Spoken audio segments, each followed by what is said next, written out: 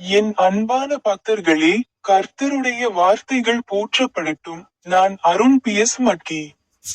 உங்கள் அனைவருக்கும் அன்பான வணக்கங்கள். இன்று நவம்பர் மாதம் 17ஆம் நாள், 2025ஆம் ஆண்டின் 11வது மாதம். ஜார்க்கண்ட் மாநிலத்தின் பலாமு மாவட்டத்தில் மழைப்பொழிவு குறைவாக இருந்ததால் இன்று வாகன போக்குவரத்து தொடங்கிய முதல் நாள். அவருடைய வாக்குறுதிகளில் ஒன்றை குறிப்பிட்டு, நான் ஒரு பைபிள் வசனத்தில் பேசினேன்.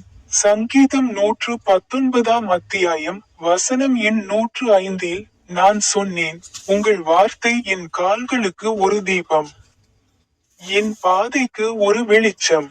உங்கள் அனைவருக்கும் அன்பான வணக்கங்கள்.